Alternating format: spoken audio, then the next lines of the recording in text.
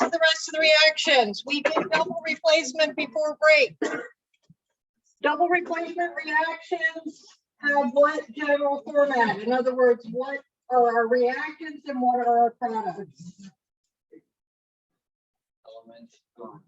Okay, except there's no elements. What is the only thing we're dealing with in ionic or in double replacement reactions?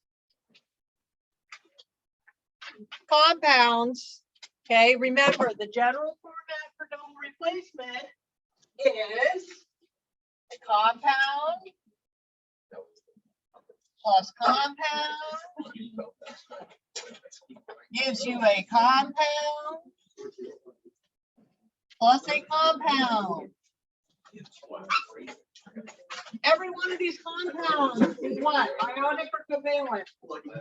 Ionic. Okay, so whenever we are working with compounds in double replacement reactions, we know that we are looking at their ions and their charges. Okay, in the remaining types of reactions, we are not dealing with just compounds, so we need to differentiate between elements and compounds and learn how to correctly write those formulas based on what we are working with. So the first step to identifying or predicting the products of a reaction is we have to be able to identify the type of reaction so that we know what the product's going to look like. For example, if I were to give you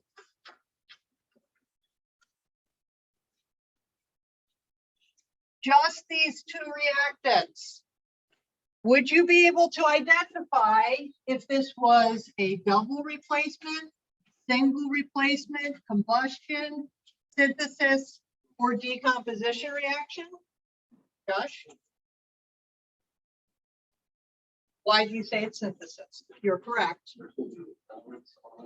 Okay, so the way to identify this type of reaction is if you have an element plus an element, it must be synthesis. Okay, so if you see two elements as reactants, you know you are working with a synthesis reaction. Why does this matter? Well, because now that you know it's a synthesis reaction, you know what type of product is going to form. What is the product of a synthesis reaction?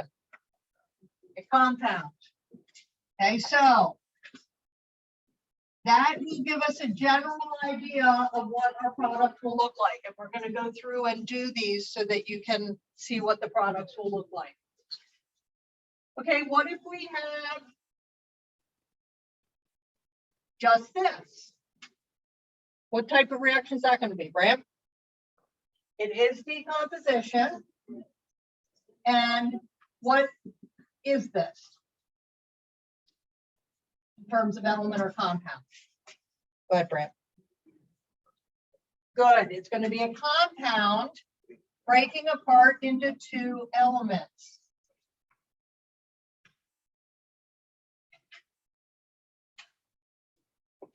Okay, so you identify it from the left side, and then this is going to help you figure out the way your products are going to look. All right, we're going to focus on these two first, and then we will get to some of those other ones. All right, so in your notes, I believe you're on page either 16 or 17, 16, I think. 17? Okay, 17.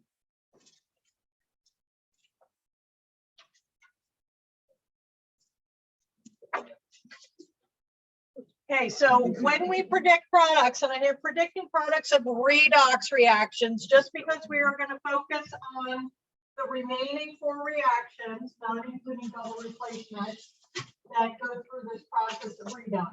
All that redox means is you're not just dealing with compounds. Okay, we have some elements, we have some compounds, so electrons change, transfer, and charges are going to change. So again, we identify it based on the reactants. In this case, we have an element plus an element, so that we know this is going to be a synthesis reaction. And because we know that we need to form a compound over here. Does a compound have a plus sign in it? No. What elements are going to be in my compound? Derek? Magnesium and oxygen. Okay, they have to be the same as over here, but over here, they were elements. So when we wrote them over here, or they were written for us, they followed the rules of elements, which come from that flow chart on page 4 of your packet. So take a moment and flip back to page 4, just so you know which flow chart I'm talking about. And many of you, I'm sure, don't need to still reference this. But elements that exist by themselves have nothing to do with charges. Okay, so when elements are written, the only rule that we have to follow is it a Brinkelhoff or not? Okay, so magnesium was not a Brinkelhoff, which was why it was written this way. Oxygen was a Brinkelhoff, which was why it was written that way. But now we're going to put those two together and form a compound. So Brinkelhoff has nothing to do with it now. Now we follow the rules from the right side of the flow chart. I will tell you that everything I give you from here on out, including your final exam and on your test, will be an ionic compound that is forming. Okay, so that's going to make your life a little bit easier because you only need to focus on charges. Okay, so when we form compounds, your brain should automatically think ions with charges. So if we know that magnesium ions and oxygen ions are going to make up our compound, how do we know what the subscripts are? Go ahead, Josh. Okay, so what is magnesium's charge? Okay, what's oxygen's charge? So what is my formula? It's correct. Okay, so magnesium has a +2 based on its location on the periodic table. Oxygen's -2. It's a 1-to-1 ratio, so that's why we do not need any subscripts here. We did not simply take these and put them together and write MgO2. That's not correct. Okay, compounds are determined by the charges of their ions. Elements are written based on whether they are a Brinkelhoff or not. Okay, now we're not quite done because with every single time we write a reaction, we need to do what once we have the formulas right? Heard it. Balance it. Okay, so now we need to go back and make sure the numbers of atoms are equal. We have 1 magnesium, 2 oxygens, 1 oxygen. So we're going to put that 2 in front. That gives us 2 magnesiums. So we will put a 2 there, and the 1 is optional if you want to put that there. All right, notice nowhere in here did I bother with states of matter. Okay, because states of matter don't really matter. They're not important unless you are predicting products of double replacement reactions. Why do states of matter mean something in a double replacement reaction? Think about the lab you did. Why does it matter what the states of matter are? Josh?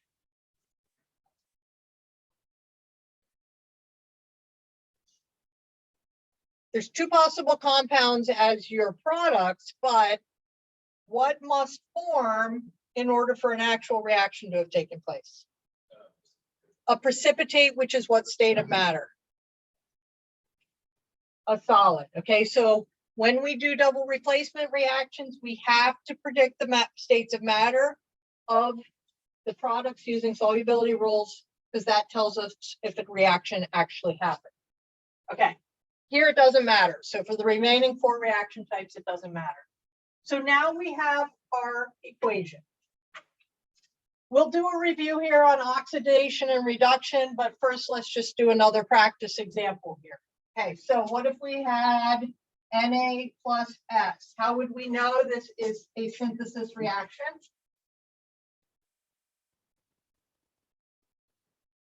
Because there's 2 elements, element plus element.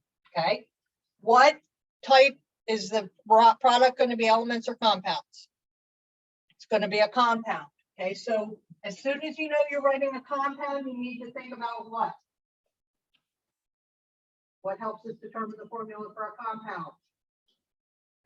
Charges. Okay, so we know that sodium and sulfur are going to be the two elements in our compound. Sodium has what charge as an ion? +1. Sulfur has what charge as an ion? -2. So what is the correct combination here for sodium and sulfur? Not 2NaS, but Na2S. Okay, remember, these determine a subscript. Na2S. 2 sodiums to balance out the 1, to cancel out the 1S.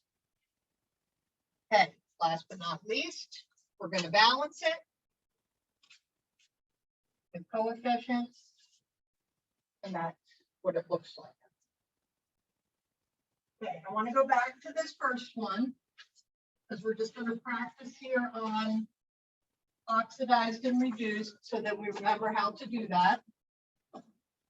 Oxidation and reduction is determined by the change in charge between the reactant side to the product side, okay? Because we need to figure out if electrons are gained or lost.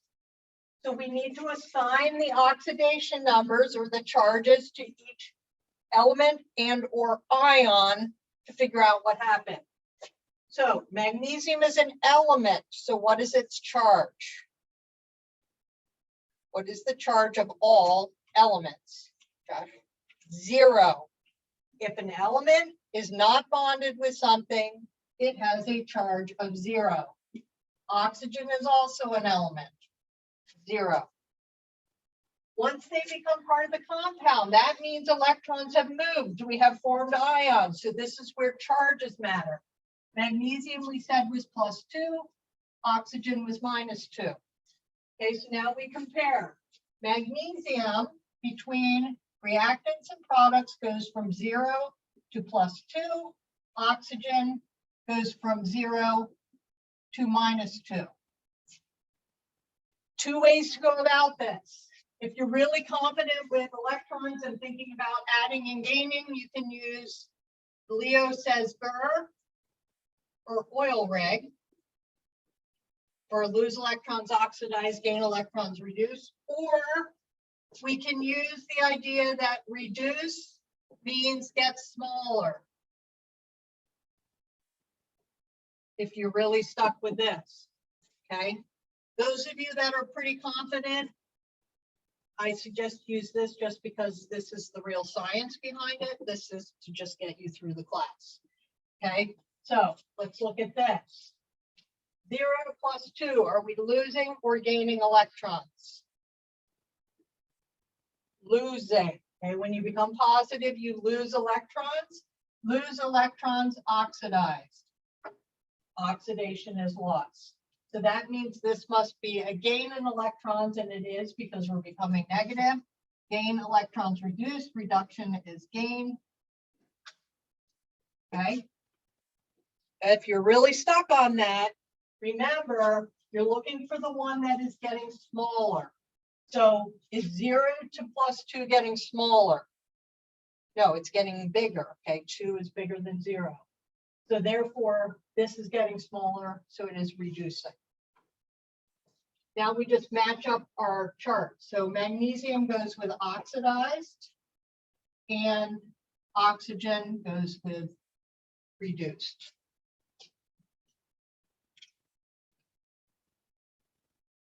Questions so far? I know it seems like we're moving fast, but basically we're just tying things together at this point. Okay, let's do decomposition. I'll just do that there.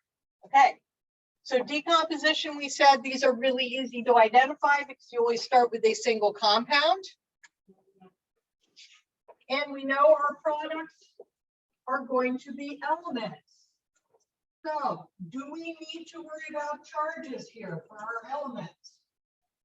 No, but what do we need to think about when we write our elements? if they are a Brinkelhoff. Okay, so we break this apart into its elements.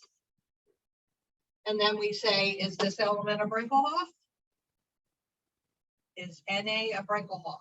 No, remember that the N in Brinkelhoff is nitrogen. So therefore, Na is correct. Is Cl a Brinkelhoff? Yes.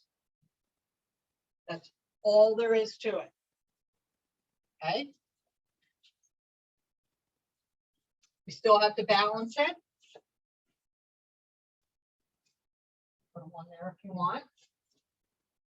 All right. Then real quickly, let's just do one more example of oxidation reduction. So on this side, they're part of a compound. So here we do have charges. +1, -1. Here they are elements. So they don't have charges. 0 and 0. Sodium goes from +1 to 0. Chlorine goes from -1 to 0. Which is reduced? Which number is getting lower or smaller?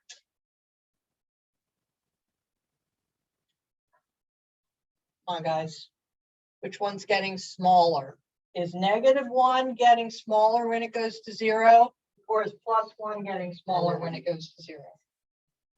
Which one? Na, +1 to 0 is reduced. That means the other one is oxidized. So Na, CO. Nope, I got that back. Sorry. Didn't mean to confuse you. Cl, Na.